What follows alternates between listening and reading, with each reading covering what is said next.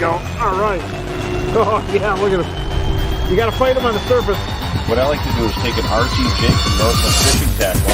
Get the shiner after the fish attacked it. Hook 'em weedless style.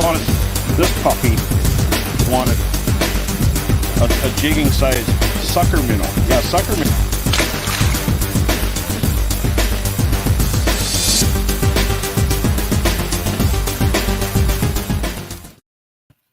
Hi, everybody. Brian Brosdahl here. Welcome to the Bro Roast Show on the water. We're here to bring you tips and tricks on how to catch fish and put more fish in your boat throughout the Midwest. I'm getting reports from all over the place and as far away as Erie and the Dakotas. And so we want to bring this to you so you can catch more fish when you're out. You know, especially if you got kids or family in the boat on the upcoming holiday of the Walleye Opener of Minnesota. Everybody's got to be really excited about it. There's people already going nuts about it. And, you know, anglers, do you have your lake picked out? If you do or you don't, you might want to listen to what's coming up here. We're going to be talking about the Wisconsin opener, how that went for bass over there and walleyes. Of course, walleyes are king, but we're going to talk about bass also. And so before I bring in Sam, my co-host, congratulations to Mike Vetterkind, winner last week of a great prize package. And so I hope you enjoy using that, but we have a lot to talk about. Hey, Brooke, our producer, can you bring in Sam? Hey, Sam, come on aboard. So Sam has some good information here about what's going on in his area. We had a lot of weather. How you doing, Sam? Good. How are you? Hey, good. I can't complain. I was out in the sun and on the water and zooming around and catching fish, and you were too. So what's going on in the area, Bemidji? Are the lakes open yet? It is crazy to think we were safely ice fishing last week. Now I think almost everything is open now. We had winds, high winds, rain, sunshine, and it really chewed up a lot of the remaining ice. I think there's some spotty areas here and there, but for the most part, all big lakes are open.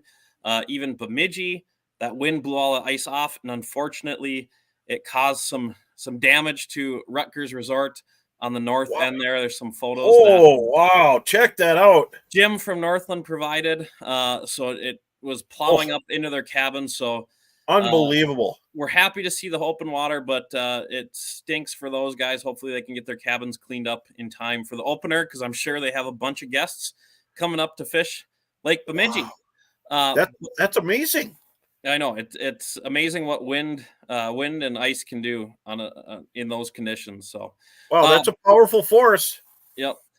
I got out. The plan was to turkey hunt with my friend Jack all weekend. He had a tag left, and luckily he got it done early. So Saturday morning we kind of split up. We were looking for birds, and he called me 8, 9 o'clock and was like, "Hey, big bird down." So then it was time to go fishing, and my boat's not quite ready yet. I still am rigging up some stuff. So I loaded up the kayaks in the back of the truck, and we zipped around the Park Rapids area.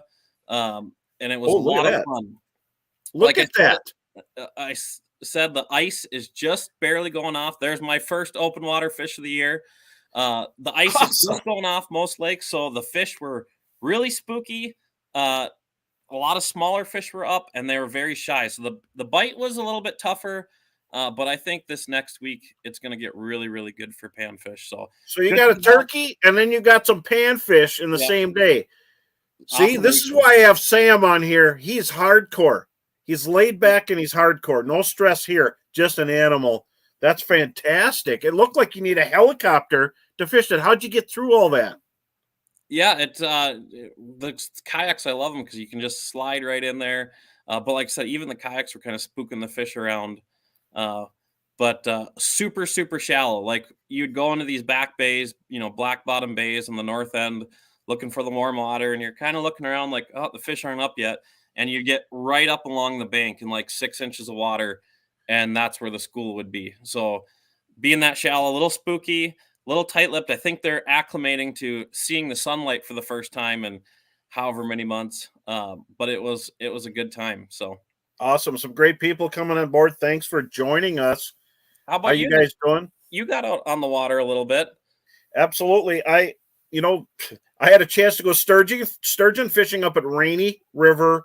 Love doing it. I don't get to do it every year.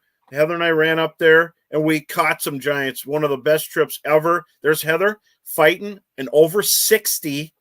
What a blast. I think I had to keep an eye on her. It didn't pull her in. Look at that beast. Way to go, Heather. And there's mine. We had 4 fish over 60 inches up to 62. Look at, I got it in a wrestling move there. I got it so it can't move around too much. But these things are fun, and they're actually a gentle giant once you get them in the boat. They know the program. They just take it easy, let you take the pick, you get them back in, and it's just an amazing thing. If you haven't done it, you got to do it. And right now, as we speak, there's a bunch of people up there. The biggest run of sturgeon I've seen in a long time, lots and lots of 50 and 60-inch fish. I've never seen anything like it. Then we went way down the other way to fish the border of the Dakotas on the rivers and managed to get out there just in time to have a lot of wind and catch walleyes. Look at how much water they have there. They're flooded up to the houses. Heather's pitching up to the bank, literally almost pitching up to the people's foundation of their houses. Talk about having good fishing right out your window, right there. And we were catching walleyes on lawns, like people's lawns and bird baths, and throwing there, and some nice tankers too, some big ones. That one was a 26 or 27 incher, and some of the best baits were still deep V jig. You can see here, just add a little minnow and bright colors because the water was really dark, and we were fishing in the Big Stone Traverse area and trying to avoid huge waves and high winds. Definitely. But my Lund boat made it really, really a great time because that thing is designed for big waves. That's a monster. That's just shy of 22 feet with a 400 horse. So we didn't even know it was windy. Close the windows and pitch and fish hard. It was a good time. I just got a report. Carl up at Timberline Sports and Black Duck says he's going to have shiners. He has a source. He didn't have them when I checked earlier, but he says he's going to have them. So hopefully he has them for everybody. So remember that Timberline Sports in Black Duck, Minnesota, when you're on your way up to Red, Lake of the Woods, or surrounding lake areas, if you don't find shiners, make the little run there. Talk to Carl or John. They'll take care of you. But remember, if you are going up to Leech, or not Leech, if you're going sturgeon fishing, so we just had a quick question. I like to use a 5/0 Gamakatsu and red ones too if you can get them, and put 5 night crawlers on there. I don't care how you do it. Just put 5 on there and bring 6 ounces of sinker. And in some areas, you need a little bit more than that. And most of the fish are just hitting it and taking off. So make sure your rod is in a safe spot. But if you are have a little itch to get somewhere, all the lakes are free and clear of ice in my area. And for many years, I used to guide for ice out perch. I haven't been doing that lately, but the perch are schooled up, getting ready to spawn, and the panfish are shortly going to follow them in. So usually the pike and the perch spawn as soon as ice freeze, and as soon as that water hits 50 degrees, the perch are gone. The males will linger. So there's some other opportunities to be had when you're out there fishing. We're up in the kayaks. Actually, Brooks I sent her a video of it. The pike were actually spawning around us. And there was a pair that came right up to the kayaks. Brooke, if you can pull.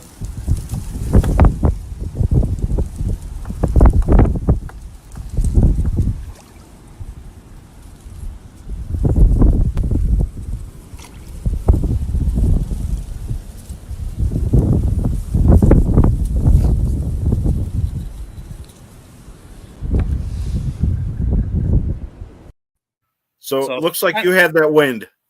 Yeah, it was kind of cool to see them up there doing their thing in the spring, and it's definitely time for it. I'm sure they've been waiting too. So, well, and I was gonna. We already talked earlier on about what we're gonna use. Can you share with people what you're gonna use on opener day and what they should get?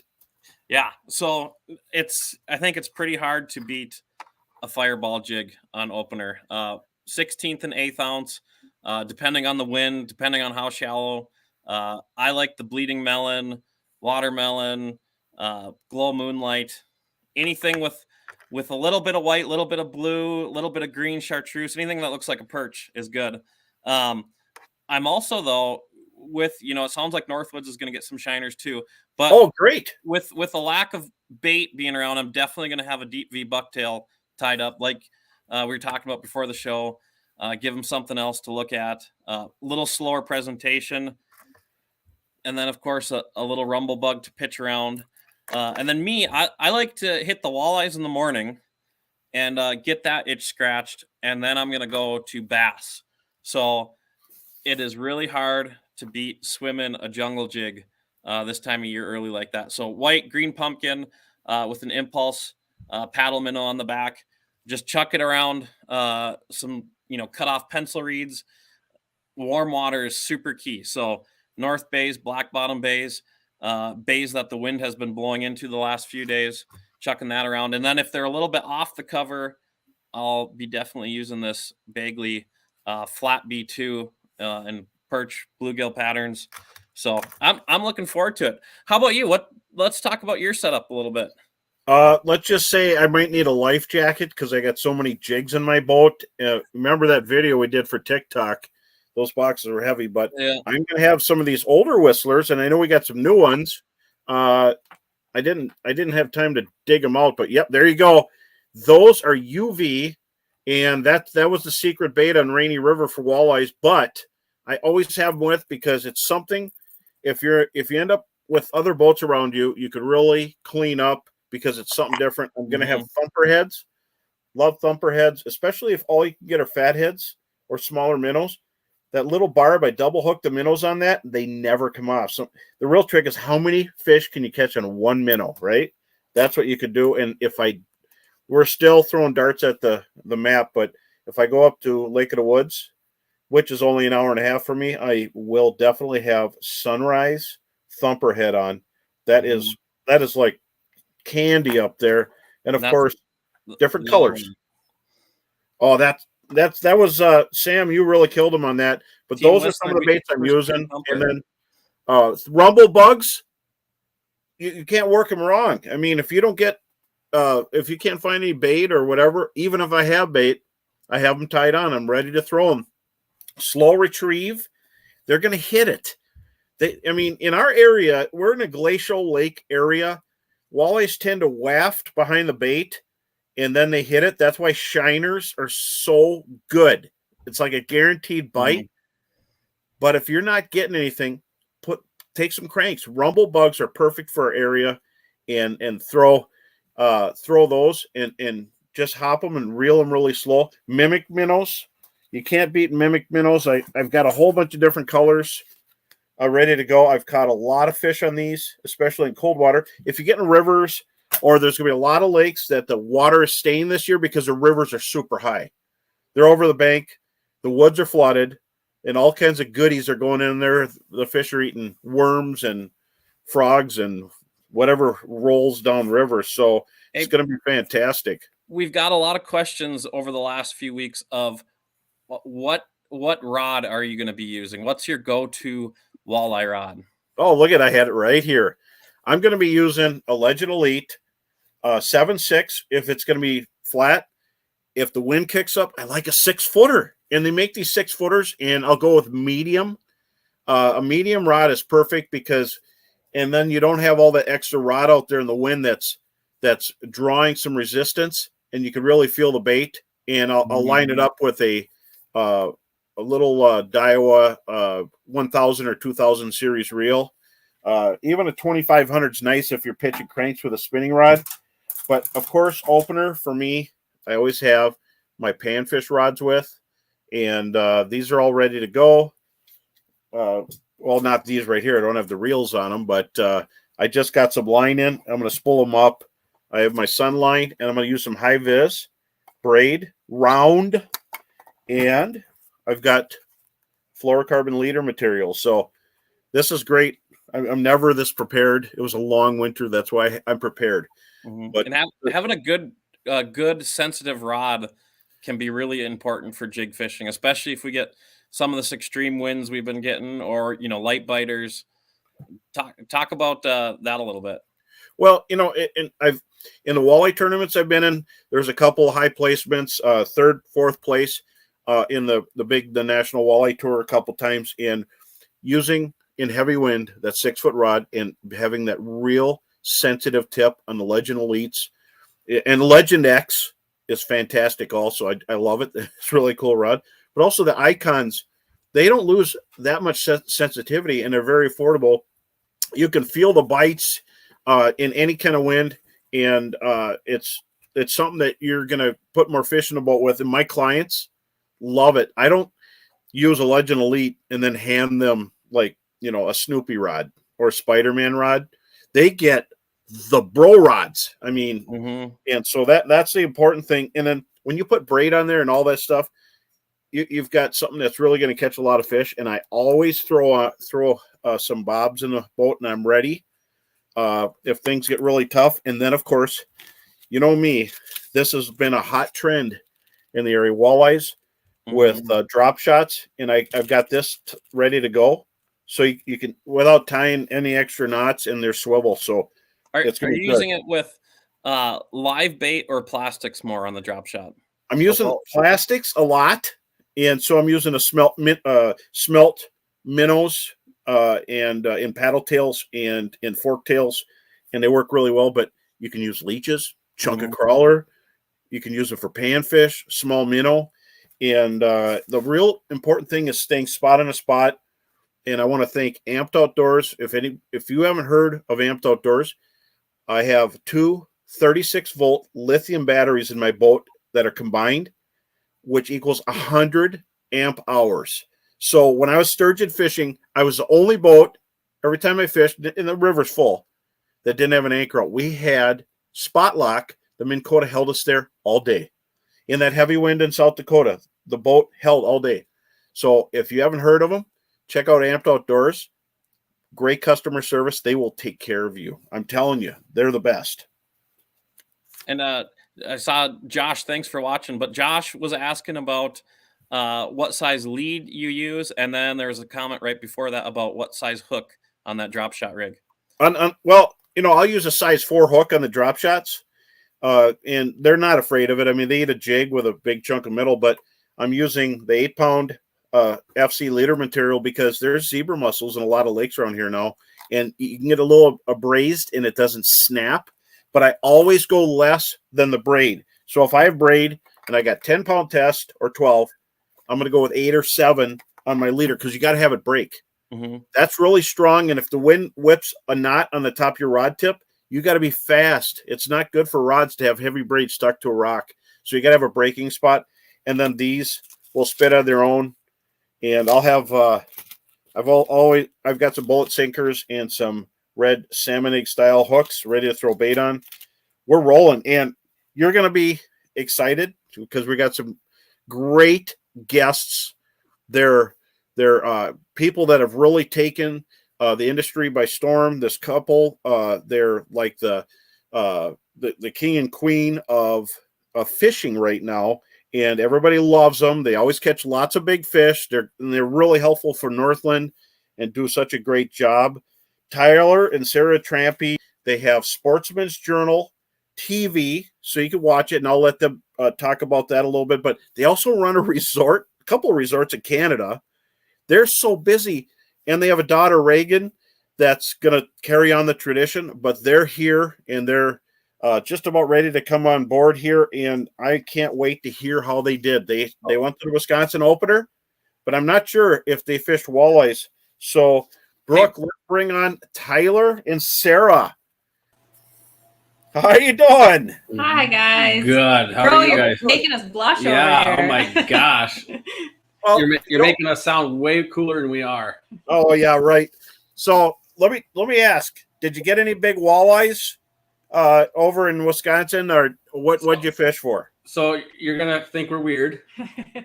Our schedule is a little goofy with all the stuff you mentioned we got to do, but we went up before the opener Wisconsin has the continuous season now, catch and release for bass, largemouth. Oh, cool.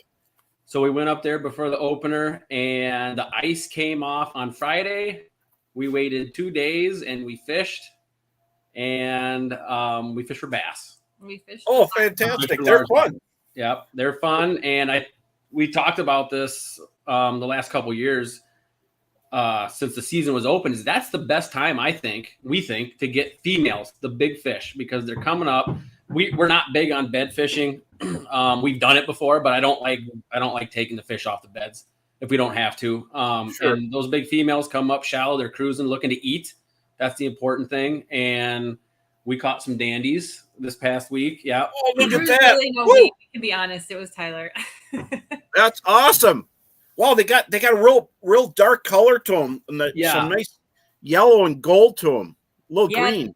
They were still deep. They were actually like on the first break, just coming shallow. Obviously, ice came off, so water temps.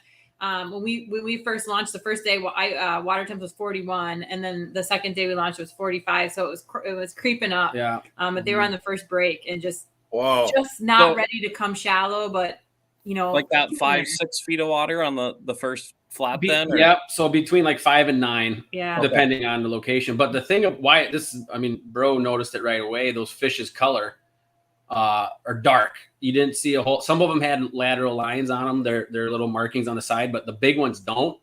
And I think that has to do with they stay deep, and that whole lake is covered in pondweed. There's maybe 5 or 6 different species, but I know it's a pondweed. And it's like a carpet, like the whole thing it's only 19-foot deep lake. So it's not a deep lake. That's why we're fishing it, because it warms up fast with a little bit of sunlight. And those fish they're dark colored. They stay on that bottom. They stay next to the weeds, and that's just the color they are. They're really pretty. And usually you catch a dark colored fish. It's from dark water, but the water is clear. It's clear. It's just that bottom is just a carpet of weeds, and it warms up fast. And Sam said it earlier, that dark bottom soaks up sunlight, warms up quick. Fish kind of transition faster than they do in the deep clear lakes. Like they're going from winter to spawn in 4 days after the ice is out. It's crazy. And that's what we had this trip planned actually a couple weeks ago. And obviously Mother Nature was like, no, not happening. There's still ice all over the lake. And we have to get up and open camp. And we've actually pushed that off too, because just last week, Thursday, we talked to a guy who lives up there, and he said there's still 2 feet of snow. You can't get in your driveway unless you have it plowed. Oh, you're kidding me. No, yeah, and so we pushed that off. We thought, well, we'll go hit up some lakes in northern Wisconsin and see if we can get an episode done before we head up to camp. And then we're watching what's going on at camp, and it looks like the snow is melting, and now they have a lot of flooding. So we had to come home so that we can go to camp. So that's we're leaving Wednesday. Wow, that's a lot of driving around, huh? Yeah, we do. Reagan loves it. Our 3-year-old is just in love with sitting in the car seat. No. Well, I was going to ask Sam, what do we have to give away tonight before I forget? Yeah, I forget that sometimes. We have some great prizes. Show so good. So yeah, like usual, we have a Northland prize pack going on tonight. So to get entered to win the prize pack, make sure to comment your question, and share the show. We have a bunch of deep V jigs again, and deep V bucktails jigs, just like we were talking about using on opener, as well as the Bro Roadshow mug. So an awesome giveaway. Make sure to comment, and subscribe. That's a good way to describe it. It's a mug. Face for radio. But yeah, I want to get back to this bass fishing. So what did you get them on? Let's hear about it. I want to hear how it was, and did it take all day to grind out those bass? Yeah, you can tell them what we caught them on. So we were using the flat balsa B. I got one. There you go. Oh my gosh, look at this. Look at that, Sam. Oh yeah. Can you see that? I'll quote a line I used in the episode: "Twins, Basil." Orange-bellied bluegill. Yep. Wow. But you guys were actually catching those big ones on that chartreuse root beer. Yeah, I don't. It's on my rod in my boat. Yeah.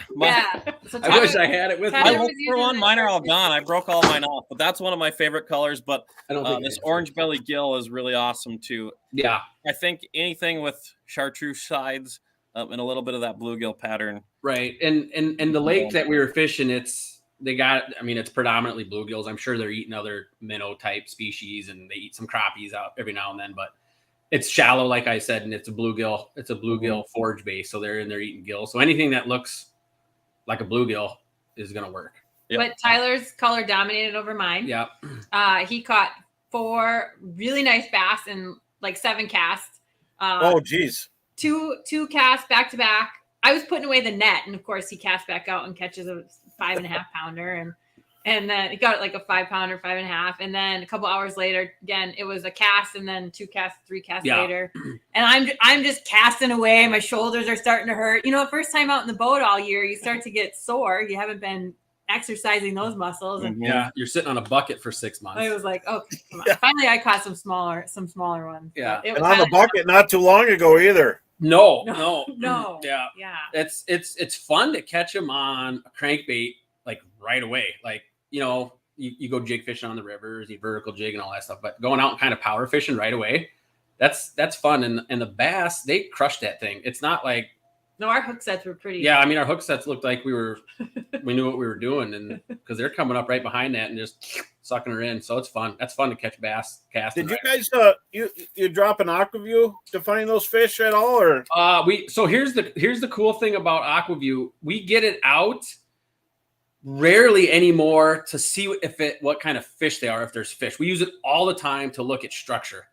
Sometimes we'll pull it out to look and see what the heck's going on down there. Why aren't these fish biting? And they end up being a different species than we're targeting. But we use it all the time to look at what structure are we next to? Am I on the break? Am I close enough to the weed bed? Am I close enough to a crib if you're in northern Wisconsin? So we use it a lot to distinguish our location where we need to be fishing. We use it to see what's going on. I use it to record fish for the TV show all the time. And it's a great tool. And you learn it's not so much of I need this to catch fish. It's I need it to tell me what I'm doing wrong to catch fish, because you learn so much about how you're struggling or the fish's reaction to it.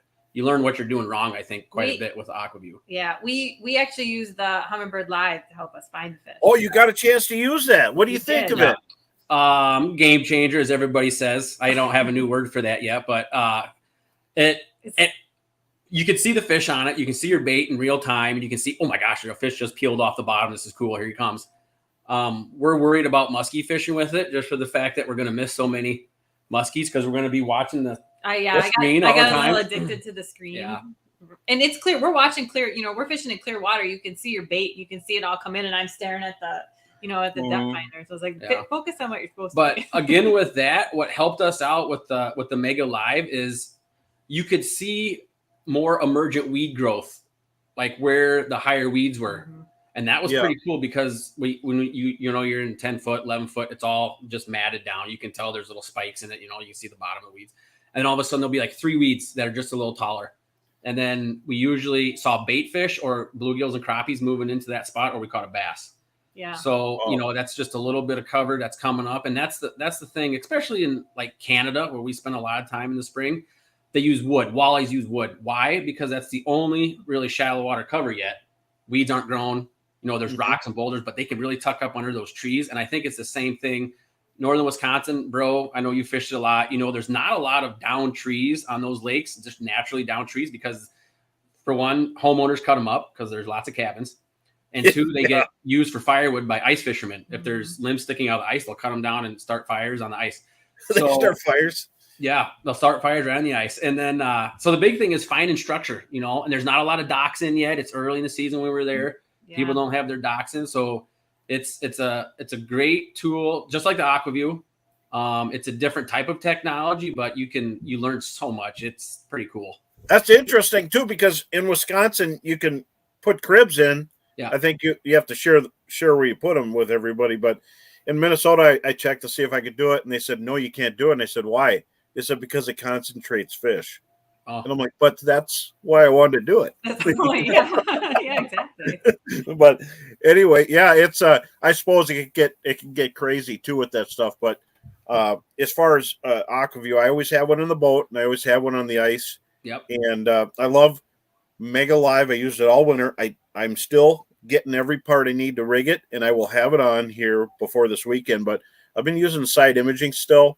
Yep. And I've got 360, and I like 360 on the front because I can see everything around me. Right. And I'm definitely going to like it when I'm fishing bass up at Rainy Lake, because there's little upside down ice cream cones that come right up underneath the water surface that people run into. And that 360 is nice. It'll keep you from smashing into stuff. And you have run a place in Canada. There's got to be some surprises in those lakes. Oh yeah, there's surprises. There's going to be lots of surprises this year. Super, like Sarah said, super high water. Tons of snow, so the water level is going to go up. So those scary ice cream cones that you could see last couple of years are now going to be submerged. So it's going to be, people are going to have to use their Navionics or Lake Master chip and just be cautious. That's going to happen. But we're lucky on our lake. We don't have too many. No, but we fish Lake of the Woods, and we fish Lake of the Woods and Lac Seul, so we know that. Yeah, we know what it's like. Yeah. Those are the big name lakes. I mean, of Canada, Lake of the Woods, Lac Seul. You talk to people, a lot of people heading that way, and definitely, if people want to stay at your place, could you throw them out some information here so that they can figure out how to find it? Yeah, absolutely. So clifflakeresorts.com is the website. You can go there. We also have Facebook and Instagram. Even though we've slacked a little bit on keeping up on those because of our other accounts, but there's a couple of Lake Resorts. Yeah, Cliff Lake Resorts. Cliff Lake Resorts. Yep, and we're located a half an hour north of Vermilion Bay, so we're really centrally located. We have Eagle Lake half an hour south of us. Lac Seul is just 20 minutes north of us, and then of course our lake, and then a lot of different lakes around us. So it's a good location to be in. Good location, yeah. What are the good fishing opportunities up there? Because I know you guys have talked about that a little bit.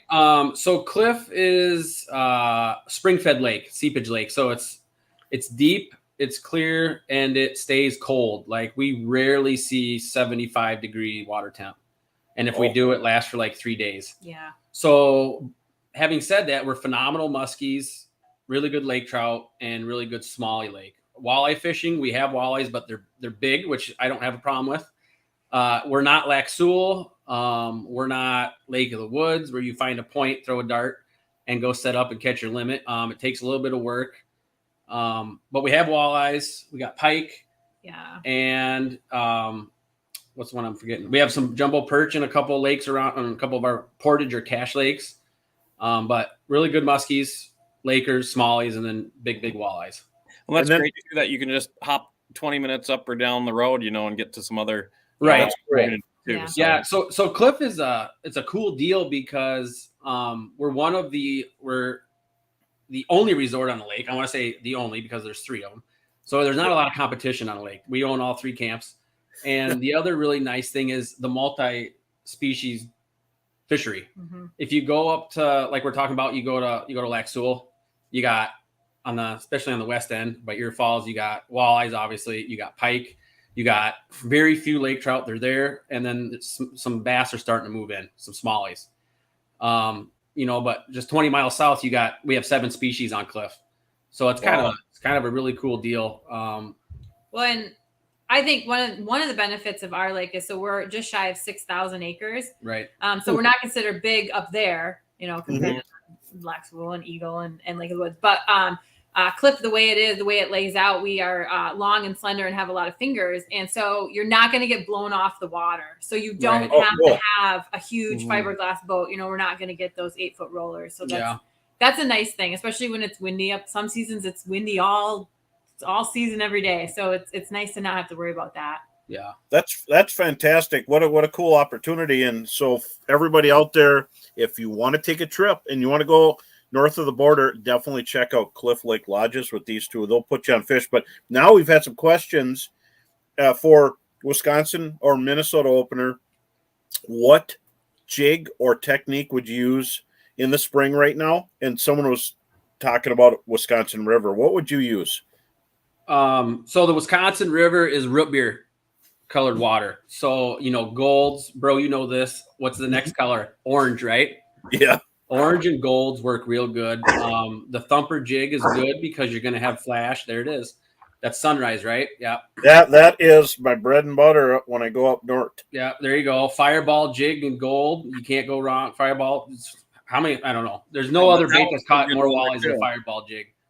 So all that stuff right there, you're going to catch fish with. And I'm a big fathead guy. Sarah loves suckers. And in the spring, I think there's a lot of confusion with, shouldn't say confusion, but maybe debate's a better word, of what size live bait to use. We are under the impression that nothing's spawned yet.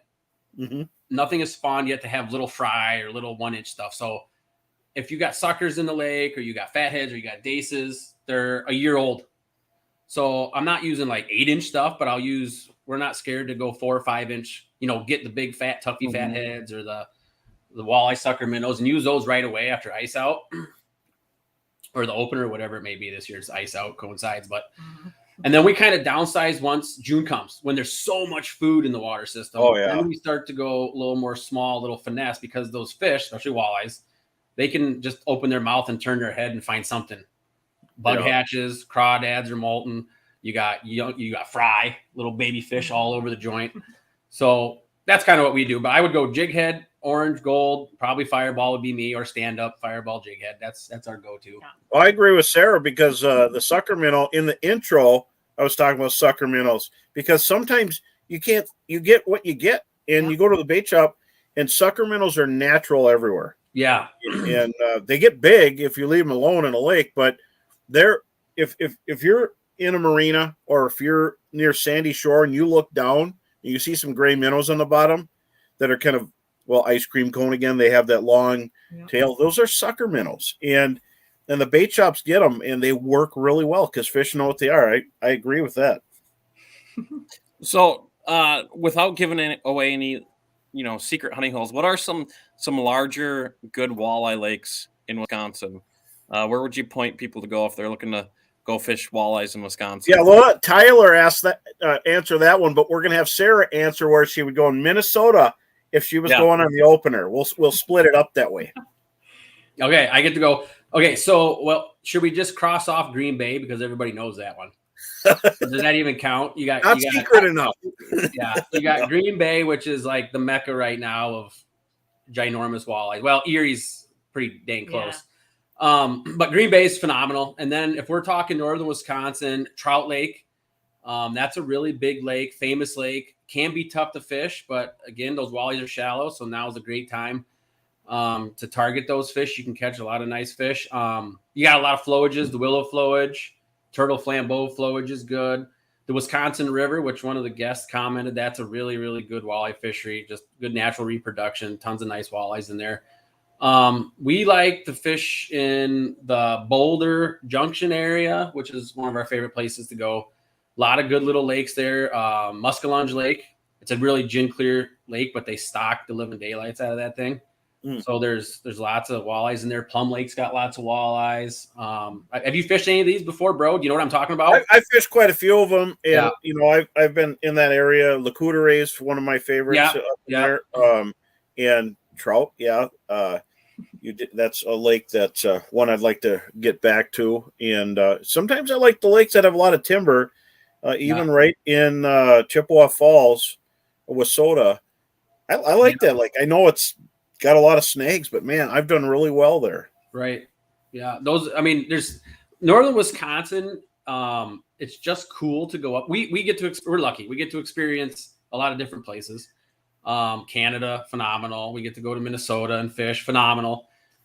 I'm originally from Iowa, so we used to go to northern Wisconsin as a kid, and you go up there and there's just this like cozy feeling. It's weird to describe, but you go up there, there's lakes all over the place. There's awesome restaurants. There's little gift stores, which Sarah loves to do.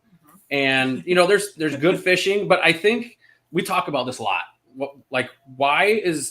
I'm not saying Minnesota has better walleye fishing on the smaller lakes, but I think it does. You have so much more water up there, and you have more bigger lakes. In Wisconsin, we have lots of lakes, but there's a lot of smaller lakes. And if they're not biting on one bay of that lake, they're probably not biting a half mile away in another bay. You guys got pelican, Winnie, you got leech, you got red, you got gull, you got Mille Lacs, holy cow. So you have a lot of big lakes, and that hold a lot of fish. So, but the cool thing about northern Wisconsin, the point of this is it's just a neat experience to go and do for a week or for a weekend and get away, and you can catch fish. But if you're going to want to catch a lot of fish, a lot of the bigger size lakes in Wisconsin is the way to go early season. Awesome. So Sarah, you're up now. Oh, I know. I feel like it's kind of a trick question. I haven't fished No, the opener for Minnesota, but I will say we actually had planned to go to Vermilion for the Minnesota opener. Oh, interesting. But we're pushing it back a little bit just because of our schedule with camp and having to be up there for guests arriving. So I was really looking forward to that. We were really excited about that.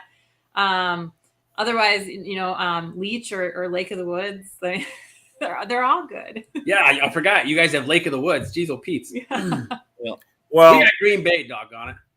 I think that's totally right, Tyler, that, the lakes up here, a lot of our lakes in the region have good walleye populations, but so many people are drawn to those household names of, even in our area, Bemidji, Plantagenet, Cass, that some of those smaller lakes, get forgotten about a little bit. Right. But there's good walleye fishing in those. Yeah, and those lakes you said are what? How big? Like, what's the smallest one you just threw out? Oh, probably Plantagenet. And how big is that? Still 4,000 or 5,000 acres. Yeah, I mean that's bigger than Trout Lake. Yeah, so that's like one of the biggest lakes in the Vilas County, Oneida, Forest, Iron County area by 1,000, 1,500 acres. Maybe a flowage is bigger than that, but Leech Lake is a giant in the area, and we have a good friend of the show, Josh Bullament. He's running Trappers Landing on Leech Lake on the south end.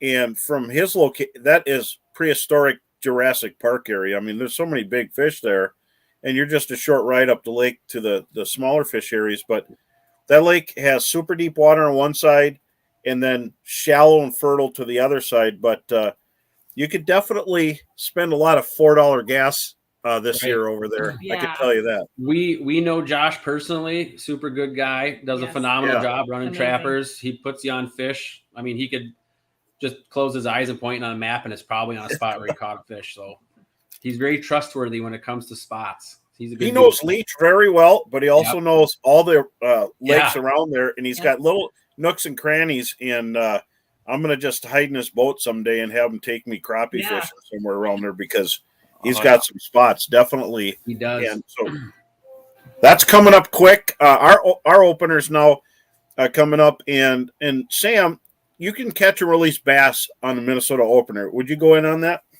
Yeah. So a few years ago, they opened it up. So now we can catch and release. To be honest, I don't even know when they open it up to keep because I'm not all that interested in keeping bass. I'm just interested in catching them. But like Tyler and Sarah were saying, in Wisconsin, they get that early bite. As much as I hate being stuck, not being able to fish, these years with these late ice outs in Minnesota can be some of the best largemouth fishing ever. And you gotta put away the walleye stick for a little bit to do it because it's also great walleye fishing. But you can just crack fish left after right. And big ones too. Those big females are up cruising. They're not going to be on beds. Our females will be bedding most likely after the keep season's open. So I don't even know why they do it, but those females will be up cruising, and it's not going to affect their spawn at all. And big fish, lots of fish, looking for warm water, and wherever the most cover is in that warm water. I can't wait. I'm really looking forward to doing a lot of walleye fishing this spring too, but the bass fishing is going to be really, really good. I want to know, is Reagan liking fishing? Is she going to follow in your footsteps? Good question. So last year she came out in the boat with us a lot. Yeah. But she 3 years old. Yes, 3. Yep. And she plays with like the leeches and minnows and soft plastics. She calls them her little buddies. And then she also literally sings and dances and has a concert on the on the casting platform. It's her stage. But she makes sure that her rod is in the boat every single time. And she'll go and she last year she wasn't good at casting. We just kind of drop it down. But she caught a 24-inch walleye all by herself. We thought she lost it like 12 times. There was so much slack in the line. Proud dad moment. Like that fish has got to be gone. That's awesome. Oh, it's still there. Keep reeling. And then this year we got a new boat this year. We took it out. Reagan landed the first fish in the new boat. She had practiced her casting over the winter at the Northwest Sports Show. Yeah, still a little scary. So she gets one hook. But so she's, kind of whipping it, and she's got a jig head on with a some sort of. It was the new MVP. I don't know if we can talk about that or not, but Not yet. We can. sorry. But the soft plastic was just out of her little starter. Yep. Yeah, what tackle box, and I hear her grunting, and I look down, and she's and her rod's bent over, and I'm like, does she have a snag? And then you see it bouncing, and she caught a northern. She got, I don't know, it's a 20-inch northern or so. It wasn't the size, it was the memory. Yes, and then pretty cool. And then it was, I'm cold, I'm ready to go. Yeah. And mommy and daddy are like, well, we have to catch a fish too yet, buddy, you know. So she does like it, and it's funny. We took her out musky fishing a lot. She doesn't obviously fish, but we have a routine. You know, if we hook a fish, she goes right into the captain's chair and she waits until it's netted. Then she can come after we get the hooks out and look. But she'll get all excited and start picking up her rod and start trying to cast after we catch a fish. She you have to watch what you say when you're musky fishing, because you sometimes forget there's a 3-year-old in the boat. But she's phenomenal at getting the pliers ready. Yes. She's been really good about that. Very helpful with getting the pliers. Mm-hmm. Even in, where we don't need the pliers, she says, here are the pliers. We're going to lose it overboard one of these days. But okay. They're cheap. What are some keys you guys have found that you can give to other people who may be taking their youngsters fishing to keep fishing fun for her, keep her engaged? Like, good question. Yeah. So we have a tent, a little pop-up tent that, you just wind up and folds flat. So we take that out in the boat so she can get out of the sun, get out the bugs. I mean, it still has a little flap door, but she can get out of that. We take her tablet. I know some people are against that, but and then she plays with the soft plastics. We have a little aquarium that we bought for turkey hunting, and we just filled it up with water. The kids love water. She is obsessed with the leeches. They're soft. She thinks they're hugging her when they're stuck to her arm. That's awesome. Yeah. And so she just, and then she helps us out with, can you grab me bait, and snacks. Yeah, I was going to say, how did you almost forget snacks? Yeah, snacks are a big thing. Snacks and juice. She's in the cooler before we even leave the dock. What do you got in here? And it's stuff that we don't normally allow her to have. So it's a little bit of a treat and a little bit of excitement, type of thing. But when she gets upset and wants to go in, we don't give in, like, I want to go in. Okay. But when she gets upset and says, I'm done, we go in, we're done. Because my mom's dad took her out and soured her on it. And so my mom doesn't fish at all. And so I have this in the back of my head, and my mom's saying, I don't like it. How do you like to go out all the time? My dad used to take me out when it was raining and cold and we'd have to get up early. And so I don't want to do that. So I'm very cognizant of that fact. And so when she says I'm done, but we bring toys out and. Oh yeah. We got lots of toys. That's fantastic that she goes with you. And that's how you carry the torch on. So she can probably take you fishing someday. That will be nice. Yes. Yep. That would be lovely. And Sam, we got a giveaway. Whoops, let's remind the people. So we got 10 minutes left. So make sure to like, comment, and share the show. That'll get you entered in to win the Northland giveaway. Look at all that stuff. Bunch of deep. Can I enter? The Bro Roadshow mug. Tyler, we gave you too much stuff already. I know. I feel awful. So make sure to like, comment, and share. That'll get you entered, and we will pick a winner in about 10 minutes here. So get that done before the show's over. Hey, I seen some of my hair jigs there. I wish I could have that. That perch color looks fantastic. Mm-hmm. You saw your box of takeaway from Northland too there, bro. Did you see that on TikTok? I had them up like this. I thought that was hilarious. Yeah. Yeah, it was. You got to get it when you can, right? Exactly, hot potatoes, right? Yeah, you don't want to be short. It's you actually feel like a little kid when you go into their headquarters. I do. It's like, oh my gosh, how do you guys focus at work? That would be my big issue. Yeah. Well, we got a couple questions here. We'll just someone was asking about bait. I think bait's going to be tough this year because some of the smaller lakes froze out with that deep ice and snow. Carl says he's going to have shiners at Timberline and Northwoods Bait also. So remember those two shops, and if you're going up 6, check out Fred's. If you're going through Walker, go to Reed's. And somebody there, Shrivers, they're going to have shiners, but those are guaranteed bites. And then someone else was. What was that last question here? Voyageurs National Park area. Fantastic fishing. It might have been a secret spot. That's why we don't mention it too much. It is so good, and it's so full of big fish. pretty area. It's like Rainy Lake with a lot of eaters, and shiners are super important there too. And it's not super far away, but that is a really kind of kind of a hidden secret. I mean, because there's a lot of people fish it, but not as many as there could be. So super good lake. So thanks for the question. And then someone, Tyler or Sarah, you want to answer? Do you put minnows when you're using the deep V hair jigs? Do you put minnows on there? You want me to answer this? We have, yeah. You don't need to. Oh, okay. Yeah, so it's weird. Like you go to Green Bay and hair jigs are like A lot. They use number one or number yeah. two. It's either Yeah. like a ripping shad or it's a hair jig. Mm-hmm. And it's weird there because they don't tip it with a minnow. They tip it with a stinger hook. Oh, And okay. You have this stinger hook that's like 3 inches dangling out the back end of your hair. So it looks goofy. It just looks, if it's the first time you've seen it, it looks different. But they don't use minnows there a whole lot with the hair jig. But you start to go and you fish these really gin clear, smaller lakes, northern Wisconsin that we're talking about. You always got to have live bait in your rig when you go walleye fishing in northern Wisconsin, especially. And you put on a fat head on there, or even as we've heard Bro talk before on this show, the bloody stump. Yes. I'm a big fan of live bait. If you got it, why wouldn't you use it type of thing? Like, Yeah. I don't think it's like sometimes Tyler will be like, that's cheating. I don't think it's cheating. No, it's a chandelier of maggots or a bloody stump always works. Yeah. And but I also want to tell everybody, don't forget to have a mask with, unless you have the Savage 10, but still windburn is terrible. And I had the fish monkeys out this past couple of days, and these are fantastic. Check them out, fish monkeys, and it's good for boxing after.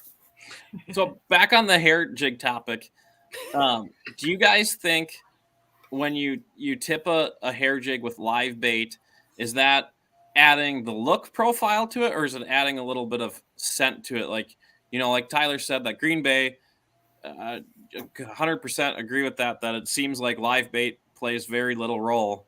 When I went out there, we fished with Adam Rasmussen, who's been fishing it like his whole life.